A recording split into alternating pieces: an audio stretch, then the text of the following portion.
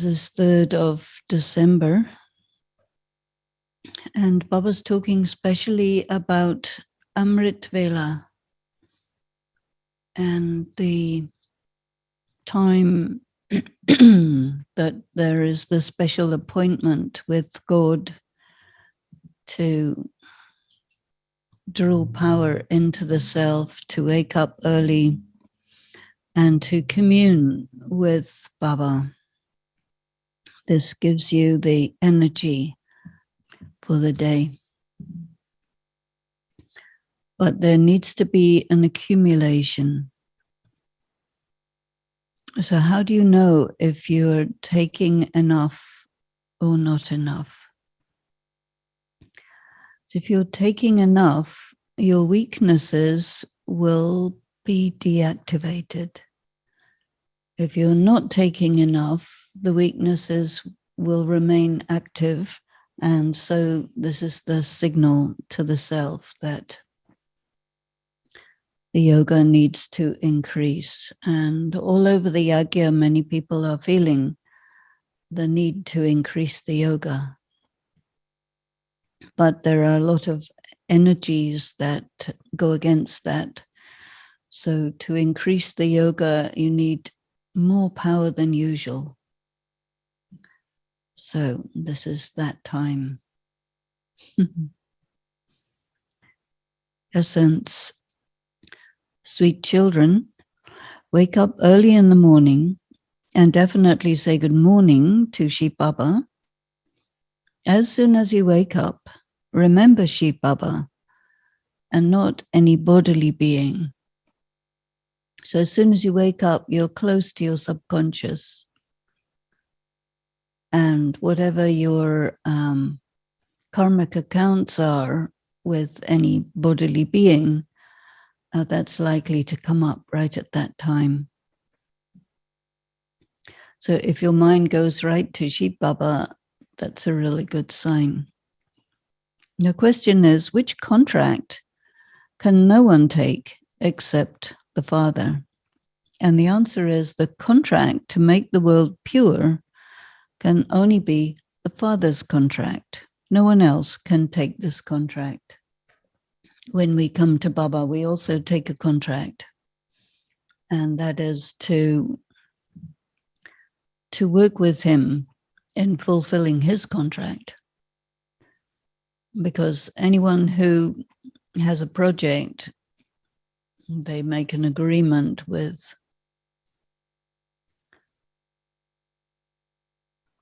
history, I think, an agreement with history. So Sheep Baba makes an agreement with history that I will purify the world, but he doesn't take birth, so he has to have us so that we are also the ones who will live in the new world. Otherwise, no one would be there. So that's why we're here. Agreement with history. Well, if God makes a contract, with whom will he make this contract? I think it will have to be with history. History means, consciousness of what happens. History means the drama. So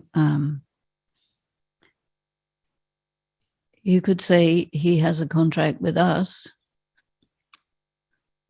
or you could say he has a contract with himself, but there would be no point in having a contract with himself, being God. So I think it has to be a contract with history. But you may have another idea. Baba says, certainly sannyasis become pure and sustain the world. So when the sannyasis come into the historical record, it is close to the beginning of the Iron Age. And the Iron Age is the time when there is full-on decline and impurity. And so they, with their practice of celibacy, they hold up the world. Baba often says this. So they can hold up the world, but they cannot make the world pure. only Shiv Baba can take the contract to make the world pure. The Father shows you children the way to become pure. So he makes us pure, and our purity makes the world pure. The sannyasi's purity doesn't make the world pure because two things. They make their wives into widows and their children into orphans. And then they do practice purity, but the people who call themselves their followers do not practice purity, so it's inadequate. Whereas BKs, all BKs practice purity. So that's very large numbers. In the religions, the monks and nuns and priests are supposed to practice purity, but there's not very many of them. And the level of purity that they practice is not very high in most cases. And there are many who don't practice purity at all. So it's not enough to make the world pure. So Shiv Baba gives us the energy every day in the early morning, the energy to be in our purity. And then we have to take that energy and amplify our purity. So children, remember the Father while carrying out your business. Connect your intellects in yoga. That means focus your attention on the one Father. And the song is, who has come here in the early morning hours? Om Shanti. The Father is sitting here explaining to you spiritual children. If you use the expression, God Shiva speaks, there are many people who have the name Shiva. And so this is why it has to be said that the spiritual Father is first of all giving love and remembrance to his spiritual children. So you establish that Shiva is the Supreme Soul and we are all souls. In the morning, the first thing you say is good morning. And you also heard good morning. Shiv Baba says good morning to you. Who comes early in the morning and says good morning? The Father comes in the morning. This is the unlimited morning, the dawn of the new world. The unlimited morning and the unlimited night, which no one knows about. And among you children too, you know this number-wise, according to the efforts you make. So the efforts you make are to do with understanding what's going on. If you take this in a religious way, you think, well, there's no time limit. It goes on forever and you go through the rituals. But if you take it as this is a very short period of time and you have only one chance, and you maybe take it more seriously. Although you have become his children, you don't wake up in the morning and remember him. If you did wake up in the morning and first of all said good morning to Shiv Baba, that is, if you remembered him, you would have a lot of happiness. So happiness is the feeling that you have when you're in your full power. But if your battery is a bit weak, then you wouldn't have that feeling. So he calls that happiness. Many children do not wake up and remember Baba in the morning at all. On the path of devotion, also, people wake up early in the morning to perform devotion. Usually says they wake up at 5 o'clock. We wake up at 4 o'clock or before 4 o'clock. You have to be ready. They do their rituals of worship. They turn the beads of a rosary. They chant mantras. And they perform devotion That is, they perform worship of a corporeal being. So the different gods and goddesses are corporeal beings. And so when they're remembering one of them, then the image of that one appears in front of that devotee. They're thinking about them physically. And those who worship Shiva, they remember the form, the oval form, the Shiva lingam. And that is wrong because you're remembering something physical. So you children now have to have faith, first that you are souls. And you must wake up in the morning and say, Baba, good morning. Not physically, but be connected. But Baba knows that none of you have this habit. None. Must be some. Did you wake up, Amrit Vela? The Father says, children, each of you has a burden of sins of half the cycle on your head, which is not getting removed because you're not remembering Baba. So you are in the practice, but inadequately, so it doesn't get you to move. So for some, the sins continue to increase even more. Just as a rat blows before it bites, means it wants to anesthetize the person it wants to bite, so it blows on him. So Maya continues to bite you like a rat.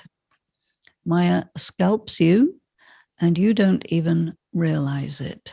So your hair is symbolic of your dignity. And so if your hair is shaved off, that's a big insult to you. And in some cultures where they wear a top knot, like for example in Japan, they wear a top knot, the samurais or whatever. So when you have victory over one, they chop off their hair, and that's a sign of defeat. So this is why Baba says Maya scalps you, and you don't even realize. Some consider themselves to be very knowledgeable, but Baba knows very well that they're weak in having remembrance. Ask your heart. You know, there was someone who decided, okay, what I'll do, I'll make a recording of the 7 days course. And then people can listen to that recording. Then I don't have to repeat myself every time. So what is that? You don't understand. Because why do you teach this knowledge to someone? To remind yourself. Do I wake up in the morning and remember Baba?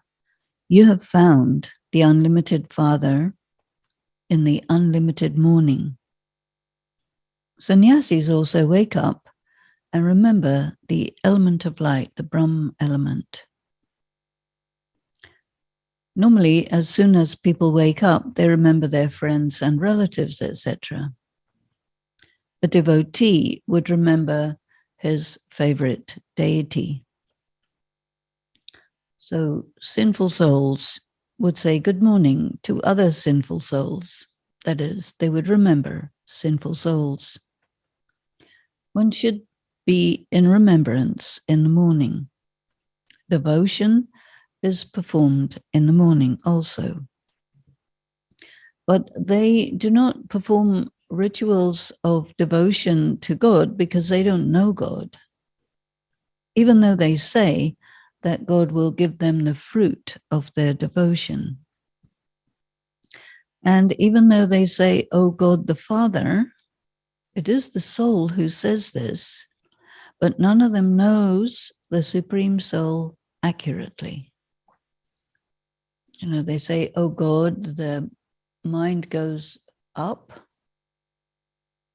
or out somewhere, but who and what and where is God? Nobody has any idea. So they can only know God when he himself comes and introduces himself. Otherwise, everyone has been saying, it isn't this, it isn't that. And they know what God isn't, but they don't know what he is. So God comes only at this time and tells you who he is. But among you children also, there are many very great Maharatis who are looking after centers, yet they do not know the Father fully. They do not remember the Father with that love.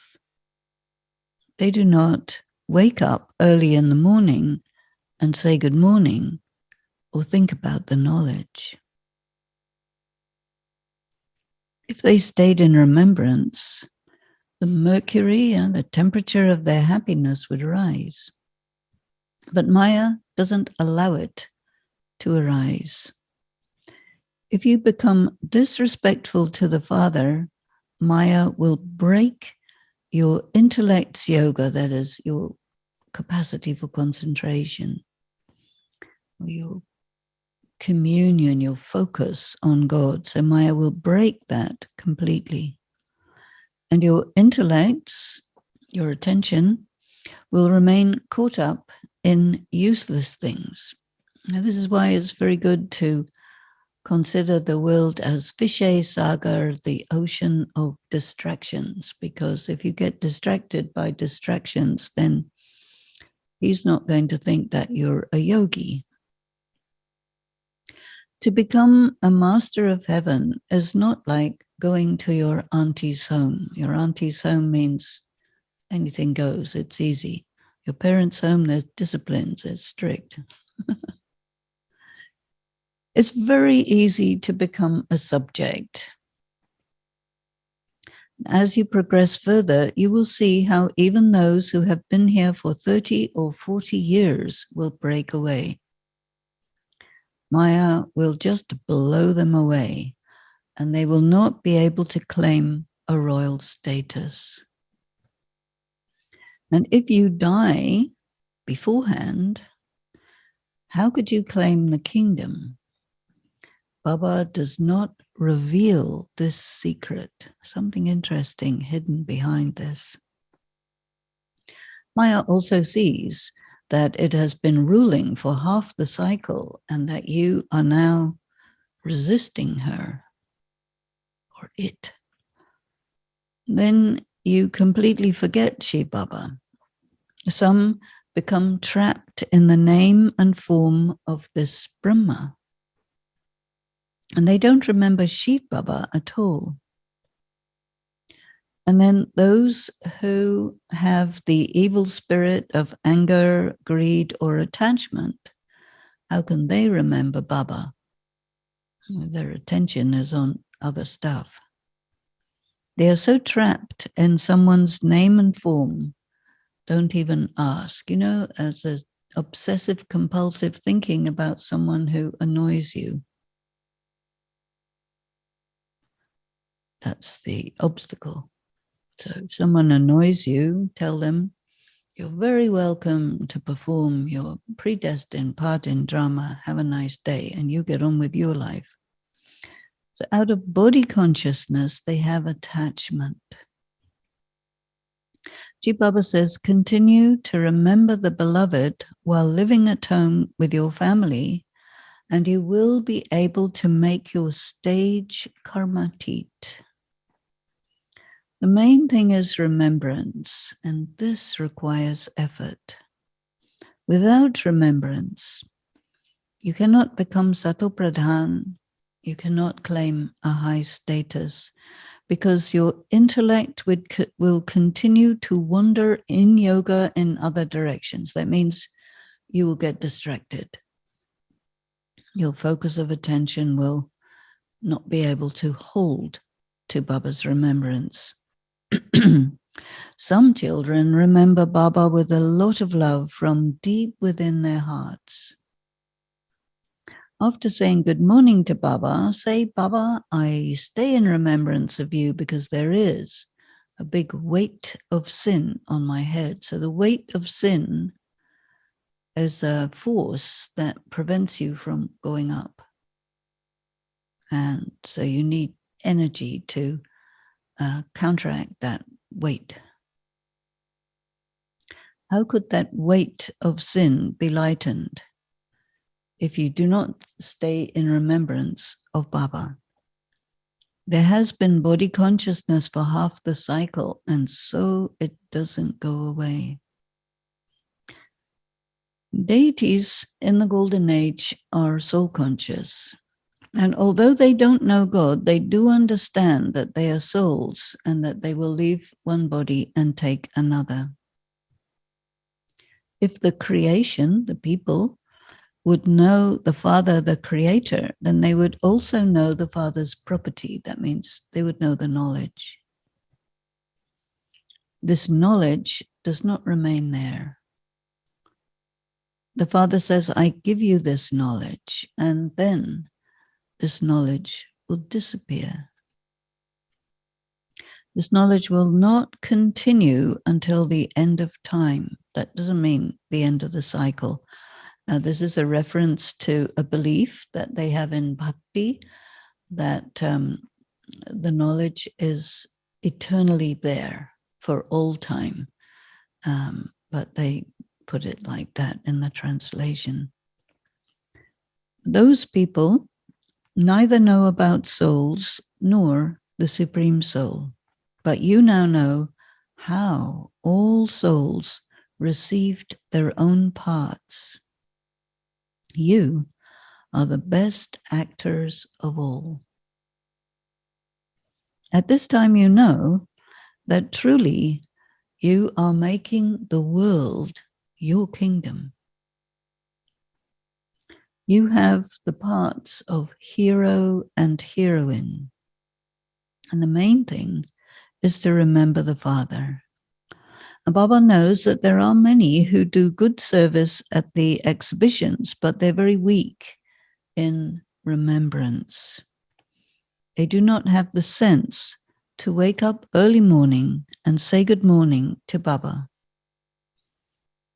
Although they have many thoughts about different topics, that is very common. And you can have new topics to explain every day. But the main thing is to remember the Father with love so that your sins are cut away. So if you think about your sins as a weight that presses you down, then taking off that weight is removing the sins. You take off that weight with an energy that is equal or greater than the force of sin of 63 births that you don't know too much about. If you're very aware of the pressure that's down on you, maybe that would be a good incentive to resist it. But if you feel tired, then you give up. Because the weight will make itself felt more and more. So you have to keep up with it by the remembrance. So Baba knows that you children don't have that stage yet. Baba is not mentioning any names, because if Baba were to point out who he's talking about, then the stage they have that's not worth a penny would be worth a farthing, a quarter of a penny. So understanding is required for this knowledge. It should not be that if somebody tells you that you look a little pale and perhaps you are unwell, or you have that you then get a fever as soon as you hear that. So many times people tell things to you, oh, you don't look very good, and immediately you go into that. That's a game. Don't buy into that game. Don't be so weak. It's not about being weak. It's about that you just come under the influence when somebody says something a bit negative about you. Oh, you poor thing. Huh? What? I'm not a poor thing. Get out of here. You have to respond like that. Not, oh, yes, I'm a poor thing. No. Courage is needed. That means you have to respond strongly when somebody starts that game. Serviceable children cannot break. They maintain their intoxication, their ecstasy. While working at your business, stay in remembrance of Baba. Continue to say good morning to Baba. The destination is very high. So when you're on a long journey, a very long journey, you need staying power. So if you're a sprinter, it's not going to work. You have to be a marathon person.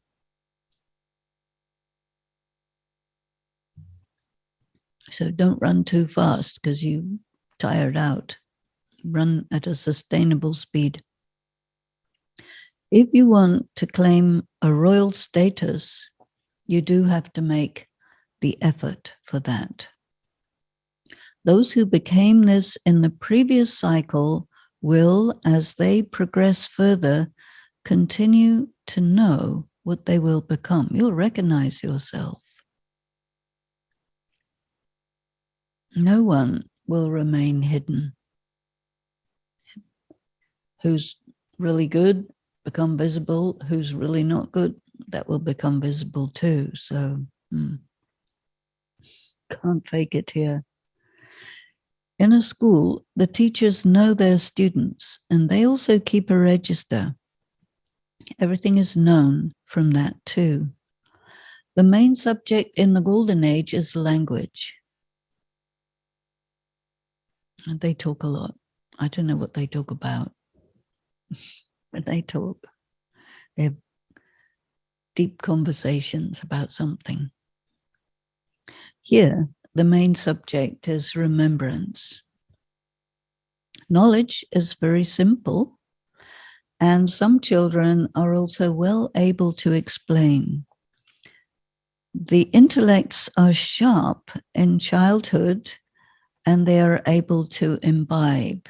But when you get old mothers, they are not able to explain as much. Here too, Baba has greater respect for the Kumaris. Just make sure that you do not get trapped in someone's name and form and dangle upside down like a bat. An ulu is a bat. So the opposite of the ulu is Allah. So go to God and not dangle upside down. At this time, all people are hanging upside down like bats.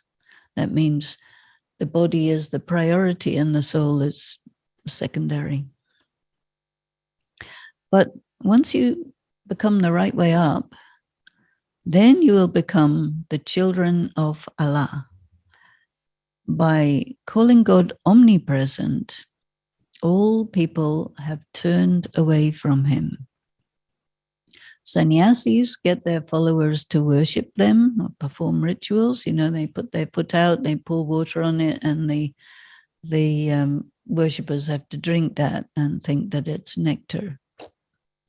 Even there was one who came to Oakland. I can't remember his name, very famous one. One of our BK brothers was his follower. And he had to do that. Americans, they don't normally do that, but they did. So otherwise they should say, the sannyasis should say to the followers, why are you offering flowers to us? Offering should be to God. But people do make these sannyasis into their gurus. But the sannyasis are sannyasis and their people are householders. So they can't actually be followers. They can only be called followers when they become sannyasis. No one can even explain to them that they can't call themselves followers. It means no BKs are successfully telling them that they can't call themselves followers. Baba cannot tell anyone that he is a follower. That means that that person is a follower. he can only say this when that person gives a guarantee to become pure. So someone will say, oh, I recognize Baba. Okay, fair enough, but are you acting on it? When they make a promise, they put it in writing, but when they blacken their faces and fall, they don't write to Baba because they are ashamed. So whatever you do comes over your face as a tint. So if you're angry, you get a red tint. If you're jealous, you get a green tint. If you're cowardly, you get a yellow tint, or a white tint. You get white with fear. And then you get this dark tint from lust. So when you do that, this means you're hurting yourself badly. Their intellects cannot be connected in yoga to the Father. They just lose contact with God. So those who are impure are disliked. Baba's not happy with BKs who turn against him like that. So Baba says those who indulge in vice are very bad. He's talking about once you said you will be pure and then you don't, that's not okay. It is good to practice purity. I come and I take a contract to purify you. So you're breaking your contract if you don't practice purity. I will definitely make the world pure. Every cycle you call out to me, the contractor. I don't know if there's a Shiva temple to God the contractor. There may be. It's possible. Huh? Saudagar. Yeah, that's right. And there would be Saudagar, usually the businessman, but contractor. So every cycle you call out to me, the contractor, O purifier, come. There is no other contractor like me. I alone have taken the contract, and I alone will make the world pure. And I come and fulfill this contract every cycle. Interesting. Sannyasis have also been given the contract to practice celibacy and to support Bharat during the Iron Age. Because when Bharat was called heaven, it was the purest of all. The deities were full with all the virtues and completely viceless. Their praise, that means they are described like this. And this praise or this description is not sung in any other place, only in India. There are no images there. You know, in other cultures, they had deities everywhere because after the breakup of the planet from the small destruction, people scattered everywhere and carried on with the deity worship, but it's now only in the primitive religions because Islam, Buddhism, Christianity, it all said, no, this is against God to worship deities. So they got rid of it. There's some still around. So they were masters of heaven. Lakshmi and Narayan are called a goddess and a god. And people buy images of the old idols with a lot of love. So, you know, Brahma Baba was a businessman. And before he became a jeweler, he was dealing in antiques and carpets and all sorts of stuff. So in Calcutta, where he had his business, many tourists would come on the cruise ships. They would come to Calcutta and then the business people would go and sell these things to the tourists. So they would ask for pictures of Lord Krishna. So what happened in the Europeans got very, very excited when the Indian scriptures were translated. I think it was first into German language and then into English. And they were very, very taken with all this, the Gita especially. Then there were other people who got very reactive about the fact that they got this interest. So, but Baba says they liked the images of Krishna the most. So you children should become concerned about becoming Sato Pradhan. Maya did harass you a great deal and does harass you a great deal, and you become completely trapped in someone's name and form. You get attracted, you get impressed, you think such and such a person is a good Baba's child, and then boom, you forget Baba entirely. You don't remember Shiv Baba at all. Baba repeatedly tells you, always consider it is Shiv Baba who is explaining to you. This Brahma doesn't say anything. If he does, which he says a lot, is what Shiv Baba says. Still, you forget Shiv Baba and you remember the name and form. So what status would you then receive? First of all, follow Shrimat. So Shrimat is chase away the evil spirits. That means your emotions that are raised by your sense perception. So chase away body consciousness, materialism. Remember, I am a soul and I must be very sweet. Baba says, continue to forget bodies and all bodily relations. Remember me. Let your hands do your work, and in your heart let there be remembrance. I am your most ancient beloved one.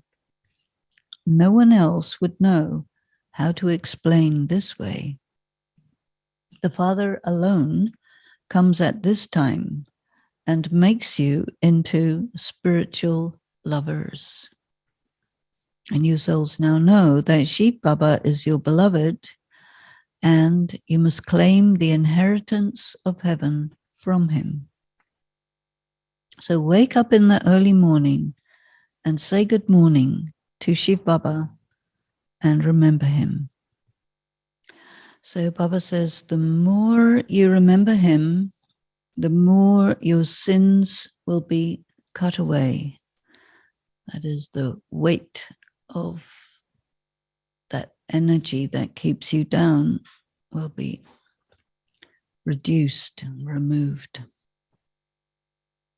And your body consciousness will continue to break.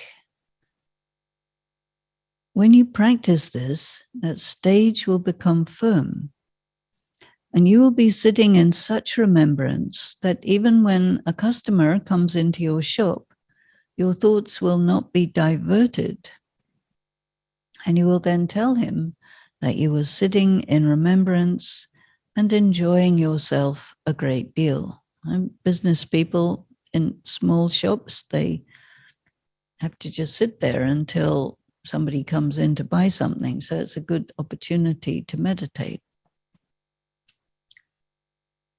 As soon as you have dealt with your customer, you will then stay in remembrance of Baba again. So many BKs, they have to meet people. Somebody comes, they want to meet and talk. And so you have to sit there waiting for a customer to come and hear some gyan. So in between, you can stay in remembrance. But of course, many BKs have many things to do. So we have to plan moments of remembrance in between. You must make effort to become karmatit. Baba shows you many ways.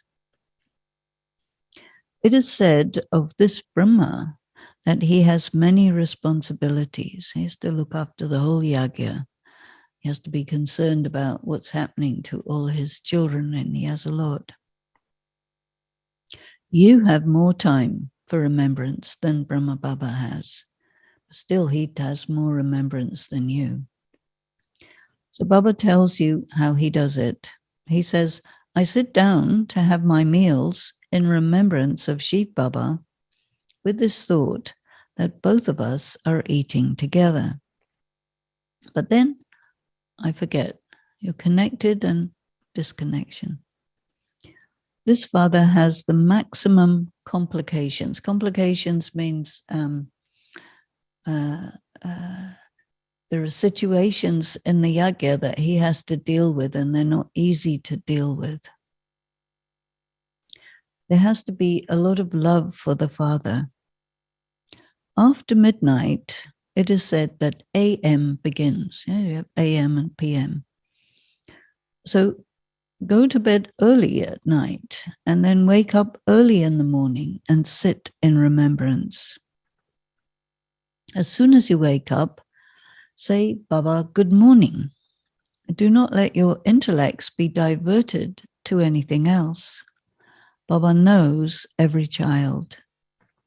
Your income for the future is very great. And this income will be useful for cycle after cycle. So the energy you draw from Baba is called income. Some people, they're concerned about money. That is also energy, but it's not as powerful or as impactful as this energy.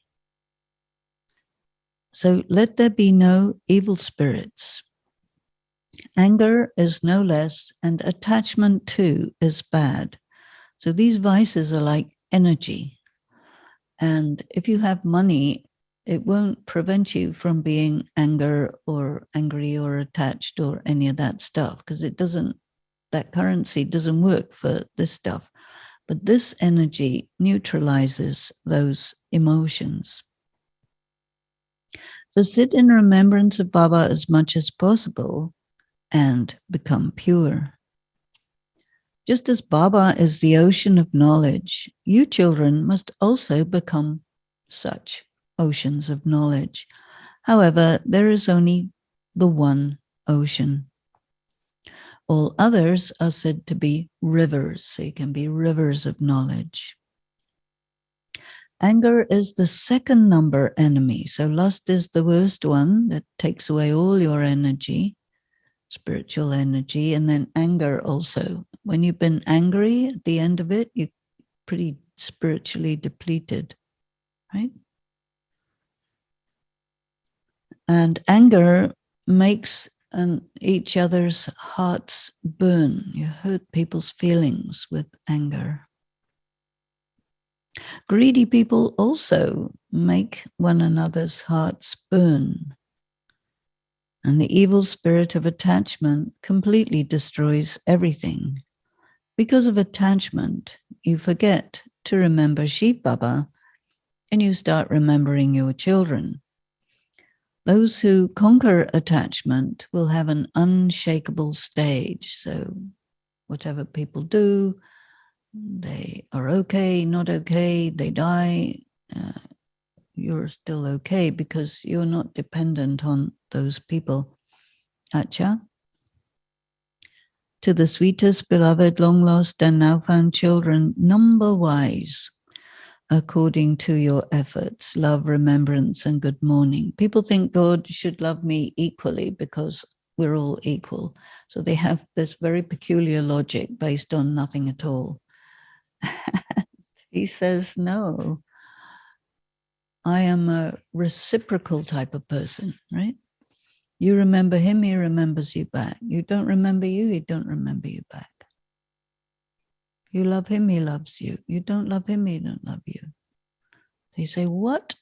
He has to love me. He's God. He says, you don't know anything. There are many people who think like that, even though he says it's not like that. So think about this. Love, remembrance, and good morning, number wise according to your efforts. From the mother, the father, Bab Dada, and the spiritual father says namaste to the spiritual children. Spiritual children say namaste to the spiritual father.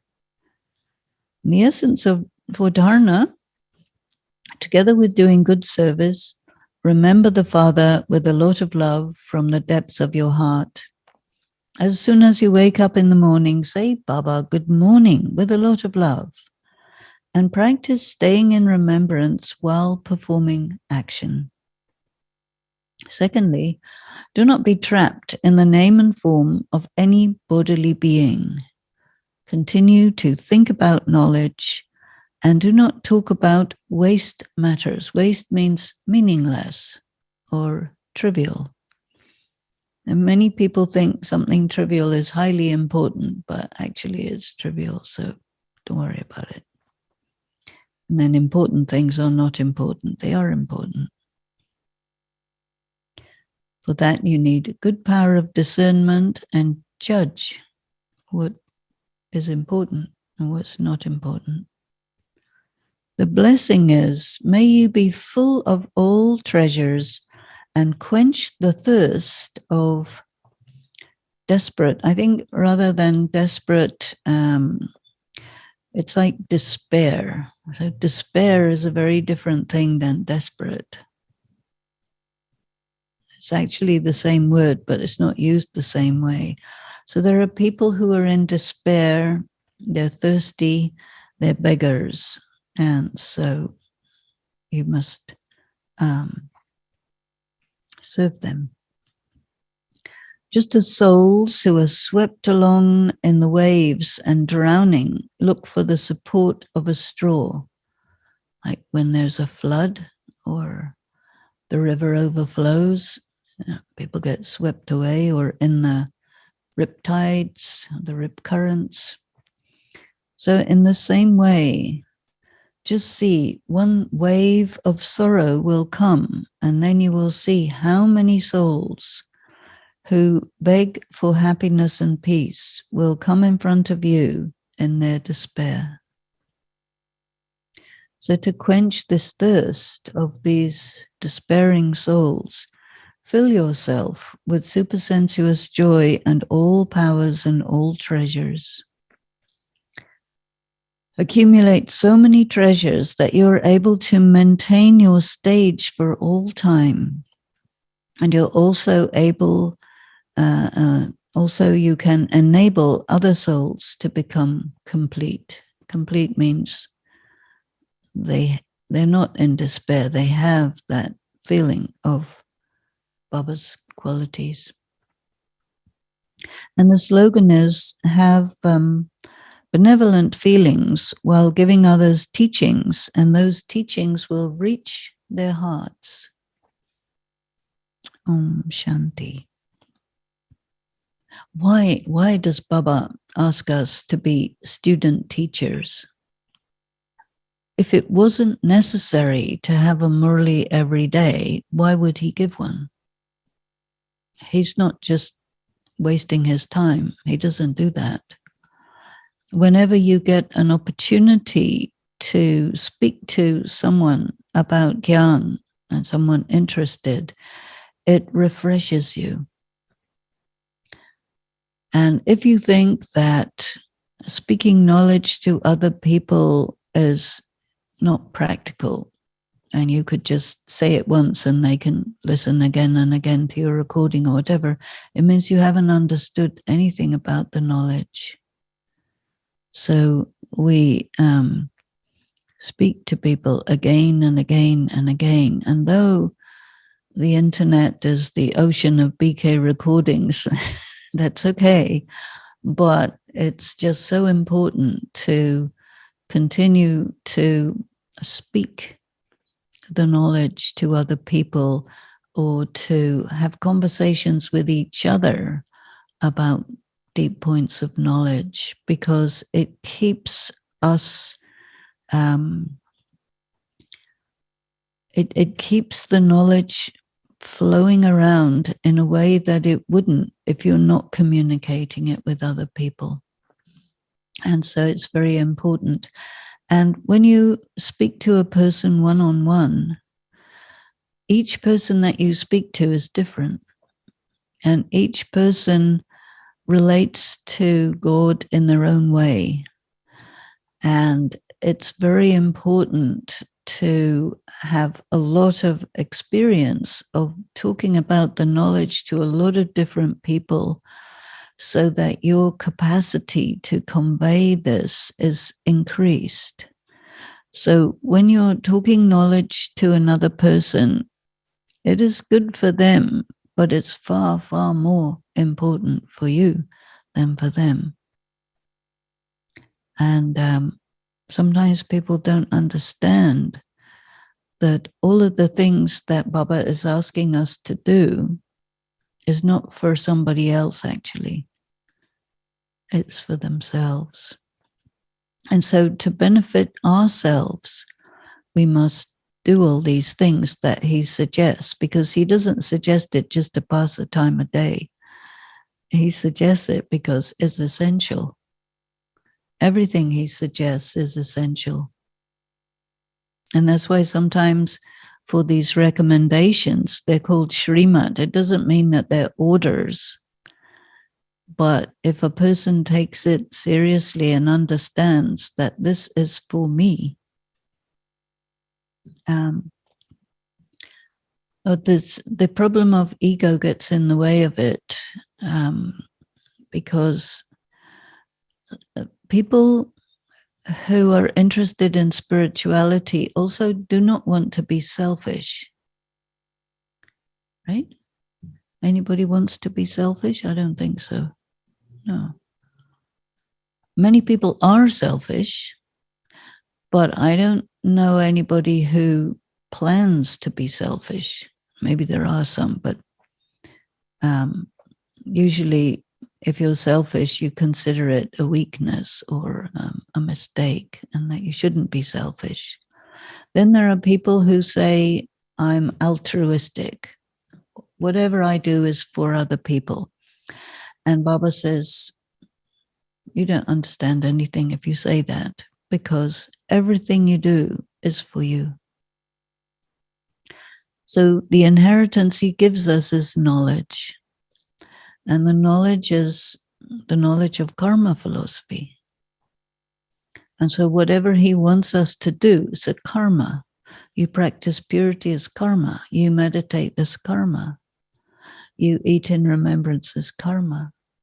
You do service as karma. You do physical service, verbal service, mental work, any of the different kinds of works that we do in the context of Baba's house, pure karma. And you cannot do pure karma without this interaction with the yajna and without acting on the different recommendations that Baba gives. It's not that you have to do everything all the time, in the sense that he will give many recommendations. You could do this, you could do that, you could do the other. But sometimes people think they have to do everything. No. You are being offered opportunities. You could serve in the exhibition, you could serve here, you could serve there, you could serve in any way. And all of these opportunities are also tests. Because you have, Baba will give you a duty or an opportunity. And in that, you have a responsibility. You also have a position of power. And he will check, are you using it or abusing it? If you're in a position of power, you abuse that power, or you say you are looking after the yajna's money and you pocket some of it. What is that?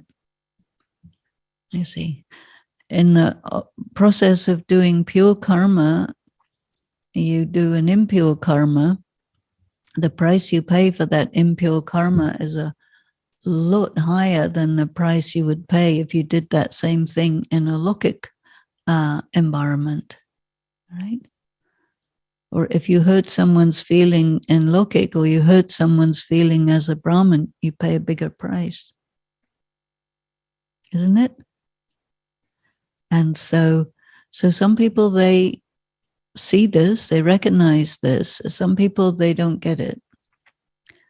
And so it's very, very important to realize that whatever is your effort, the people around you may not be making effort at that level.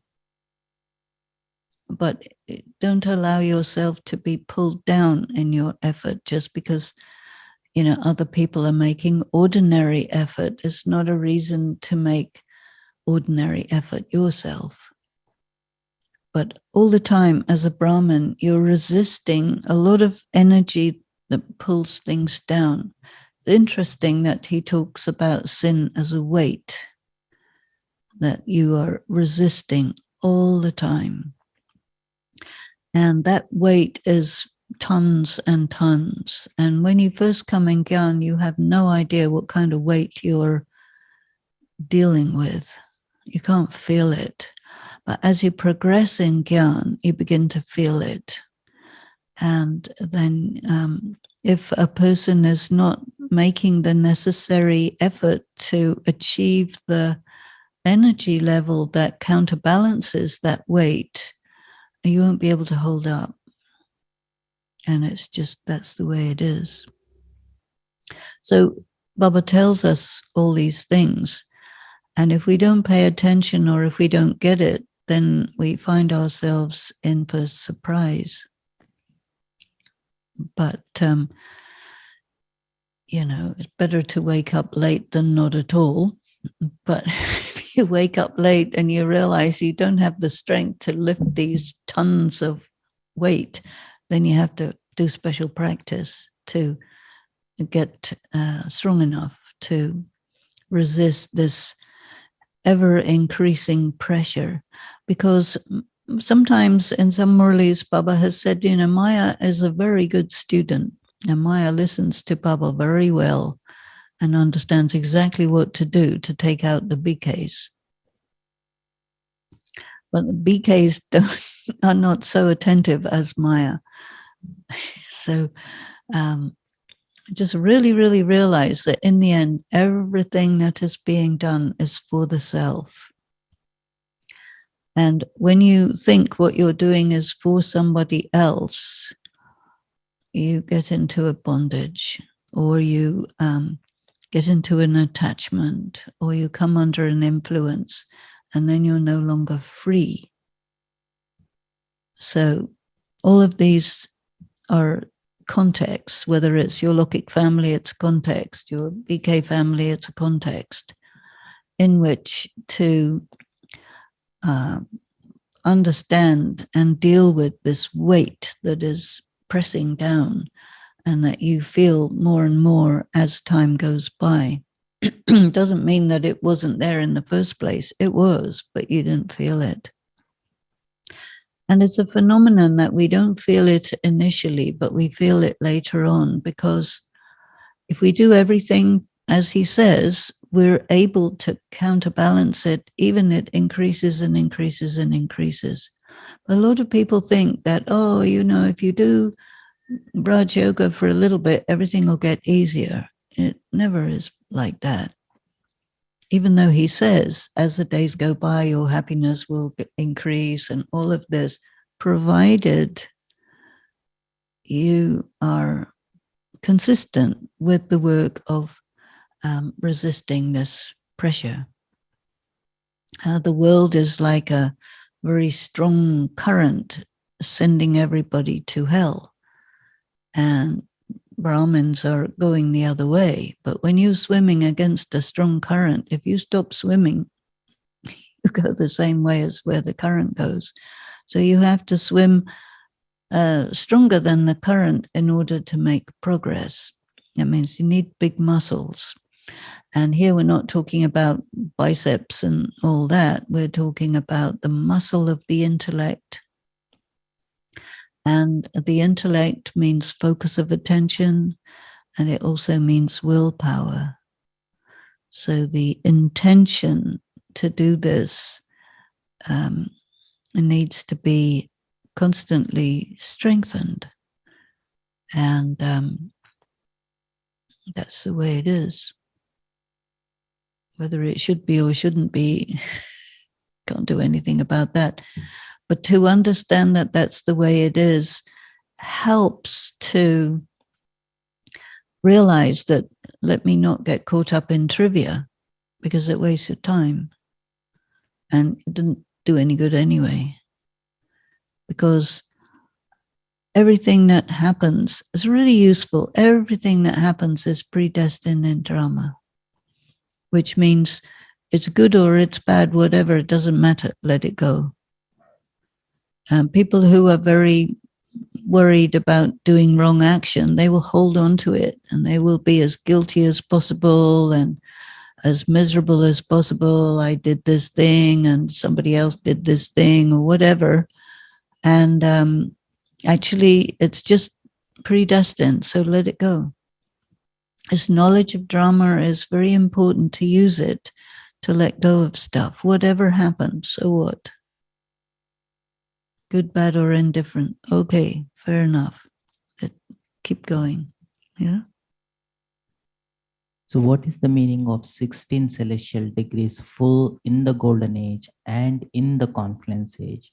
What are these degrees that we have to imbibe in the confluence age? These 16 celestial degrees refer to light. You remember a little bit earlier, I was talking about how when you do an action under the influence of a vice, you get different tints on your face. And when you have yoga, you get light. So the brightness comes through the face. And the 16 celestial degrees refers to the full moon. So when the moon is full, it's the whole moon is reflecting the light of the sun. And when we are completely reflecting the light of the sun of Shiv Baba, then that's called 16 celestial degrees. So our yoga is an accumulation of that light. And the light contains the energy of purity, love, power, peace, all this, the qualities of God. But primarily it is light. And whenever there is negative karma, then the darkness comes again. And so you are in this practice, in the business of removing the shadows. He often talks about Maya as a shadow, and this refers to the eclipse. So the moon is reflecting the sun, but if there's the shadow of another planet over in the way, then it's a dark shadow over that moon, or you get a shadow over the sun that comes with the solar eclipse. And so these are analogies to help us understand what we have to do, which is become full, bright reflections of the sun. So sometimes Brahma Baba is called the moon of knowledge. Shiv Baba, the sun, has his own light, but we have to reflect that light fully. And the planets refer to karmic accounts. So he talked today about this burden of sin. You can also think of it not just only as a weight, but also as a shadow. So when a karmic account comes up, it means it's in the way, it gets in the way between you and God. And that's just that. And then you have to, it is said you have to give donation to remove the eclipse. So when your karmic account comes and gets in the way between you and God, what do you have to give in order to remove that eclipse? So one thing is the karmic account that comes will cause you to, or it will awaken in you attachment or anger or whatever it is, so that your mind is focused on that person with whom you have a karmic account, and you cannot remember Baba because they're in the way. And so you have to really see what it is about yourself that's making you attentive on that soul. And it's a karmic account, so it's very strong magnetic power. And then you have to use your will to neutralize it. So, for example, you become emotionally dependent or attracted or whatever it happens to be. You have to neutralize that, stop that, and at any price, because it will cost you emotional pain or whatever, but you stop it. And that's what and then you use your energy to do service, to try to meditate, even though you can't meditate, study, whatever it is, do all the things so that the energy of what you do is bigger than the energy of that shadow. And in that way, you are finishing the karmic account through yoga. And that karmic account will give you trouble. It'll give you many different kinds of distress. And don't fall into that trap or buy into the game or whatever it is. And every time anything like this happens, the reason it is there is to make you strong and to make you experience, so you understand the game, because the game is very subtle. And it keeps coming because of your weakness. To let you know you have a weakness, you better fortify yourself against this weakness, because otherwise the shadow will again and again come and get in the way between you and Baba, and it's your job to get it out of the way. And if you don't strong about it, then you'll be defeated. And the way that it works is that when a karmic account comes along, it will take the form of trying to make you break one of your spiritual disciplines, whether it's celibacy or whether it's not getting angry or whatever it is. The karmic account will come to make you break it. And once you break it, then you're defeated, because it drains away all your up to now accumulated spiritual energy and takes you like snakes and ladders. You fall down the snake and back to square one. But whatever, pick yourself up, dust yourself off, and get back on track and get back where you were. And whatever it takes, however long it takes, whatever, do it. This is called Raj Yoga. And it doesn't matter what it was, so what? But some people, they can't pick themselves up because they're worried about, oh, what will people say? I did this, I did that, blah, blah, blah. So what? It's not their business. Don't make it their business. Even if they tell you all sorts of things, get off my back. So this need to be forceful is there. This is called the power to face. If you don't have the power to face, you're missing something. I see. So there are times when you have to do nothing. Stuff is going on, not your problem. But when a karmic account comes and something gets between you and Baba, you have to get rid of it. Otherwise, how can you be called a spiritual warrior if you don't defeat a few enemies? And good warriors have plenty of scars. Have you seen a fight without all sides getting injured? It doesn't happen. And sometimes Baba says, your battle with Maya is boxing. Maya will hit you, you will hit Maya. So you need some force. We're not little angel, fairy, airy, fairy whatnots who can be blown away by just a poof. No, we can't do that. But some people think that You know, you have to be nicey, nicey, goody, goody, two shoes, sugar and spicy, whatnot. That's not Raj Yoga.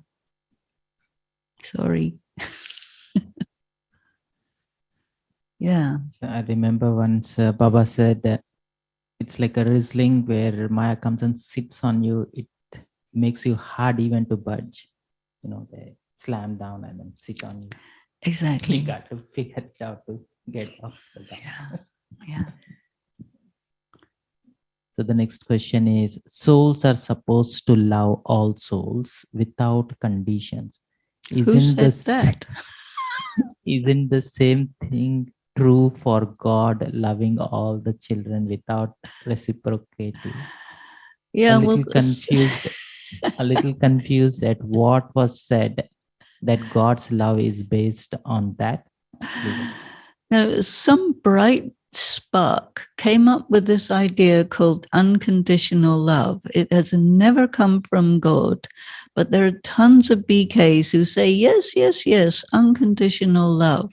Where they got that idea from was some worldly source, because there is this fashion of unconditional love that is a worldly thing. But there's no such thing as unconditional love. Doesn't exist, never has, never will. What is needed is benevolence. You don't hold anything against anyone, because you understand whatever they do is in their predestined part in drama. But the way people take this word unconditional love is you have to give away your power, give your energy to everybody, and turn into a nincompoop. What is that? Ultra stupid. So we can't go along. It's as ridiculous as the idea of the omnipresence of God. And maybe it came from the same source, I don't know. But there's another thing that I have strong objection to. It's like you forgive everyone. It is, you do not have the possibility to cancel somebody's debt, because the law of karma just runs and there's nothing you can do about it. Whatever karma a person does, the consequences of that will come. And it's possible that somebody did some horrible thing to you and you say to them, okay, I forgive you. But that doesn't have any meaning, because they will have to suffer the consequences of what they do, whether you forgive them or not, because you cannot remove their karmic account. And that's the meaning of forgiveness. So give up completely this idea of unconditional love and forgiveness. Sorry, it's not realistic. So what should you do? When Baba says soul conscious, it means your relationship with everyone is fraternal. And in fraternity, what you owe to another person is love and regard. So you don't have to be nasty to anybody. You don't have to be prejudiced against anyone. That's not right. You have good wishes and pure feelings, but you don't get involved with them. And then there are many people who say, well, God said you have to have unconditional love, therefore you have to love me whether I'm good, bad, or indifferent. And they create all of these syllogisms based on these ideas. And then all the refinement of knowledge, the pure intellect, the clarity, so out of the window because of these two ideas, unconditional love and forgiveness. And so be careful when you buy into that idea because it doesn't have any connection with spirituality or God, but it's like a fashionable thing. It's just a fashionable statement that kind of got into the social media or somewhere. I don't know, but it's similar to the idea of omnipresence of God. You know, somebody came up with that and everybody said yes, yes, yes, but it doesn't mean it's true. And then God has to have so much effort to take it out. When people use the term unconditional love, if you look at this question again. Souls are supposed to love all souls without condition. Who said that? That they're not supposed to love all souls without condition. Just when you are conscious of a soul, being a soul, you have no reason not to love them, but don't put this word without condition. And then in the Murli today, Baba was quite explicit in the very end. He said, number wise, according to your efforts, love and remembrance. And this is something that people really don't like. And they say that God shouldn't. Because if he loves somebody, it means he's favoring them. That means he's not just, you know, and they use all these like reasons to prove that there's something wrong with God and that they themselves are great. And it's just not really so. So the love, the act of love is something that you give. Love means giving. So like a devta is a giver. The opposite of a devta is a levta, is a taker. So if somebody is in trouble because they put themselves in trouble, or they committed a crime or something like that, that's not a reason for you to hate them, you see. But it doesn't mean that you will tell them it doesn't matter what they did. They do have to face the consequences, because what happens, it happens very often, the way women are conditioned to serve their men is that whatever he does, love him anyway. And the consequences of that is that he gets the idea that he's above the law. And then you have actually enabled him to do wrong action, which he wouldn't do if you set up some boundaries and said, I'm sorry, this is not acceptable. You see? And so, for example, in addiction recovery, they talk about enablers, and which is typically the wife of an alcoholic or the wife of an addict. And that wife will cover for his mistakes. So, for example, a typical example is the husband gets drunk, very badly drunk, has a terrible hangover the next morning, can't go to work. He says, can you please tell them at the office that I'm not feeling too well, or I had some lie. And then she goes along and lies. And that means that she is condoning his negative action, and she's not calling him to account. And so when in addiction recovery, they also have to look at the enablers. And it's a family problem. And so the enabler has to be told, look, when he does this, he has to face the music, because if he doesn't face the music, he's not going to understand that what he's doing is not right. So you cover for him and you condone his behavior, you're encouraging him to continue with it, and the sin of that comes on you. So in the process of addiction recovery, for the enabler to stop enabling the person who's behaving wrong is a very, very key part of the process. And the idea of unconditional love is strongly favored by enablers, because then they don't have to they don't have to face the fact that they are partly to blame for the bad behavior of the identified addict.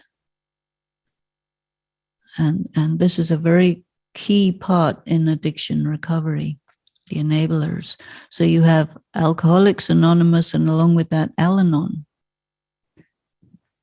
You have people who are children of addicts or children of alcoholics. They grow up in a dysfunctional family where the rules are totally maniacal and inconsistent and incoherent. And that child, when they become an adult, they do the same thing because they don't know, because nobody ever gave them any structure. And so this is why the idea of unconditional love is quite toxic. And then when God says, I love you, in response to your love for me, he's actually in relationship with us, and he's teaching us by how he reciprocates. And so, for example, if you do something against God, the consequences are that you will be blocked from making contact, so that you get it. You did something against God. Don't do that. That's how he works. And you did something really good. Maybe nobody realized that you did something good, but he knew you did something good. He will give you a reward of that by letting you feel really close to him. And then you'll know, oh, yeah, that was good what I did. And in that way, he's teaching, yeah, do that and don't do the other. Because what people think is right and wrong is not accurate. And the best way for him in his relationship with us to help us to do the right thing all the time is to block when we do the wrong thing, and to open up his gates when we do the right thing, so that we get it. And that is very conditional, you know. And it's actually very healing, very purifying, very, very good. And there are so many prevailing social attitudes or fashions which put us in big trouble because we just don't get it. And it's because it's a skewed society. It's skewed towards the males, towards the whites, towards the Christians, towards whatever. And then all of the moral codes get also wrong. And then people do more bad karma. And so God is the only one who can clarify. Yeah. So on the same line, can we say that as go beyond conditioning of the physical karma, and then when you are soul conscious, then you are free from that conditioning, and then you still have to make effort at a spiritual level? You see, there are boundaries. And when you break a boundary, there are consequences. So this is called conditions. So you cannot be free from conditions. Every time you go on your computer and you talk to a new app, it gives you a long thing called terms and conditions that are so long you never read it. You just press agree and you don't know what you've agreed to. But there is nothing like anything without terms and conditions. It just doesn't exist. And the existence of the philosophy of karma is the same thing as terms and conditions. And people who say there's no conditions, they're saying there is good, but there's no philosophy of karma. And what he's saying is, yeah, there's me, and there's a philosophy of karma, and there's a predestined drama, and you cannot live without taking all these into consideration. Because if you try doing that, you'll be in trouble. And if you understand all these things, you will handle every and all kind of trouble. So it's like, this is the inheritance, the wealth of the knowledge that he says, I'm telling you all you need to know. And that means you have to unknow the stuff that misrepresented the truth. Read the terms and conditions. So in the yesterday's Murli, meaning of Brahma offering himself hospitality. Oh, right. Khatri.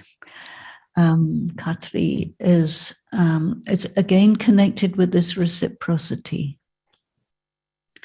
So in yesterday's Murli, Baba was talking about the invocation of the spirit of Narayan into someone's body. And he knew that it's his future self, the sanskaras of his future self that's being invoked. And when you invoke the spirit of a deity in Hindu environment, you must offer them hospitality. And so that's what he meant by offering himself, because he's offering to this deity, but then it's also himself. And so it's like, ooh, I'm offering this to myself. Myself. Because you're the same one. And it is so difficult for people to be able to grasp such a thing. But Baba did grasp it. And then you see, he said in today's Murli, you'll gradually find out who you are. Not all BKs understand the knowledge too well. It is like that. So there are many BKs who have looked on to this idea of unconditional love, many. And if you tell them otherwise, they don't listen. I can't do anything about that, but what to do? Yeah, the sun shines, doesn't shine on people conditionally. So God is supreme sun, but we condition ourselves to get exposed and to absorb. So that way God is unconditional. So that is how it comes up. Okay, if you like, you can say that. But when you say that, it refers to what I was saying earlier. You're saying there is God. We don't have to think about predestination. We don't have to think about drama. We don't have to think about karma philosophy. And if you communicate Gyan in that way, there is a case for saying that's dereliction of duty. because you're a teacher. If you're not teaching your subject as it should be taught, it would not be bad for someone to come along and say, hey, you're not doing your duty. You are misrepresenting God. And that's a very strong accusation, but there is a case for it. So if we are going to represent God and we don't do it adequately, sooner or later someone will come along and say, hey, what is this? You see? And a lot of people say, no, this is easy Raj Yoga, so we can simplify it and we can say part of the knowledge and not the other part, and that's okay. But the students will sooner or later come and call you to account. And that would be valid, I would say.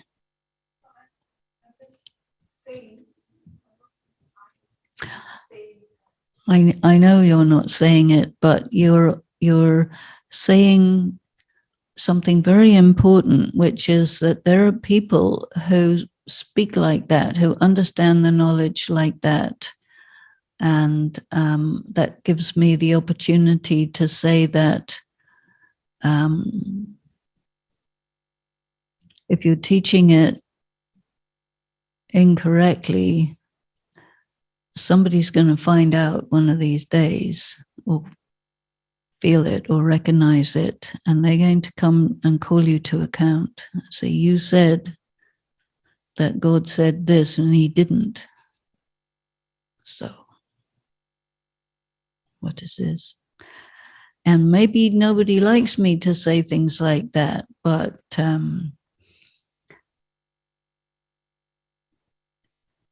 in a court of law, Baba has said that there's going to be a law suit about the Gita one of these days, and to prove who is the God of the Gita, and also to prove which parts of the Gita are accurate and which are inaccurate. And right now there's not so much attention on accuracy, but it will come up. I am a historical enabler. I know I'm very powerful, and I don't want to abuse that power. And so in my karmic accounts, I err on the side of allowing too much. And so this clarification is very, very helpful, because there is a possible lawsuit pending, and I have to be extremely precise. And so thank you.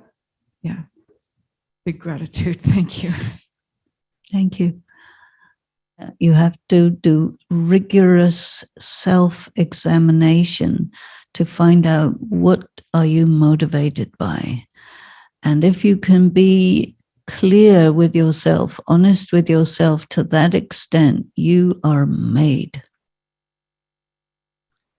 Because it's this lack of precision that lets us fudge these things. And then we make the excuse, oh, well, I thought it was okay. Well, because you didn't pay attention properly.